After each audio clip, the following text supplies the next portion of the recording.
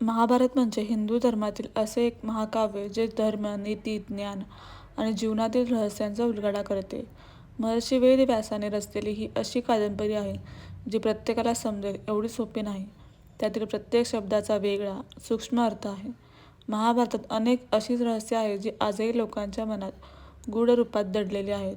आपण हे सुद्धा लक्षात घ्यायला हवं की महाभारत म्हणजे फक्त युद्धाचं वर्णन नाही तर जीवनाच्या प्रत्येक पैलूवर त्यात प्रकाश टाकलेला आहे. कुटुंब, मैत्री आणि वैर यांचे संबंध किती खोल आणि गुंतागुंतीचे असतात हे सुद्धा महाभारतात शिकवलेले आहे. महाभारताची रचना महर्षी वेदव्यास यांनी केली तर विघ्नहर्ता गणपती यांनी महाभारताचे लेखन केले. महाभारताचे लेखन कार्य स्वीकारताना गणपतीने महर्षी वेदव्यास यांच्यासमोर एक अट ठेवली होती. त्याबद्दल सविस्तर जाणून घेऊया. गजराज झाले महाभारताचे लेखनिक. कथेनुसार असे सांगितले जाते की महर्षी वेदव्यास यांनी जेव्हा महाभारत रचण्याचा संकल्प केला तेव्हा त्यांना असा एक लेखनिक हवा होता जो त्याच्या वेगाने प्रवाहित होणाऱ्या विचारांना आणि श्लोकांना तितक्याच वेगाने लिहू शकेल. त्याने याबद्दल ब्रह्मदेवांना विचारले तेव्हा ब्रह्मदेवाने त्यांना श्री गणपतीचे स्मरण करण्याचा सल्ला दिला, कारण गजानन म्हणजे बुद्धी आणि ज्ञानाची देवता आहे. वेदव्यासांनी गणपतीला आवाहन केले आणि त्यांना महाभारत लिहिण्याची विनंती केली. श्री गणपती म्हणजे 64 कला आणि 14 विद्यांचा अधिपती, तसेच गणरायांच्या बुद्धिमत्तेसाठी आणि कौशल्यासाठी प्रसिद्ध आहेत. ते या लेखन कार्यासाठी तयार झाले, पण त्यांनी एक अट ठेवली.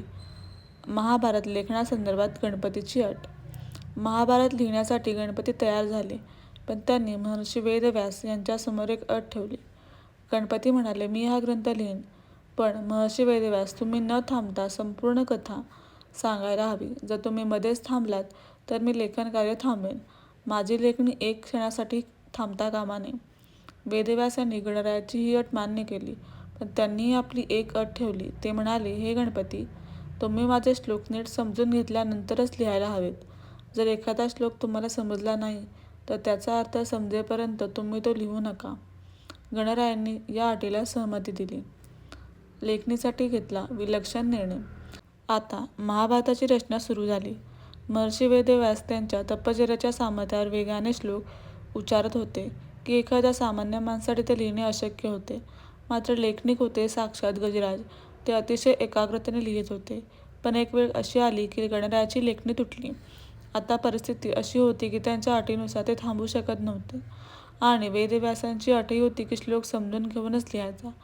अशा वेळी श्री गणरायाने एक विलक्षण निर्णय घेतला. त्याने तत्काळ स्वतःचा एक सुळा तोडला आणि त्यांचा लेखणीप्रमाणे उपयोग करून लेखन सुरू ठेवले. अशा प्रकारे त्यांनी न थांबता महाभारत लिहिणे सुरूच ठेवले. गणरायांचे कार्य संपन्न झाले. महर्षी वेदव्यास यांनी अटीनुसार न थांबता महाभारताची कथा सांगायला सुरुवात केली. गणपती अत्यंत हुशार आणि वेगाने लिहित असत, त्यामुळे कधीकधी वेदव्यास बोलून बोलून थकून जात होते, पण त्यांनी कथा सांगण्याचे काम सुरूच ठेवले. गणरायासुद्धा कथा समजून घेत त्यांचे लेखन करत होते.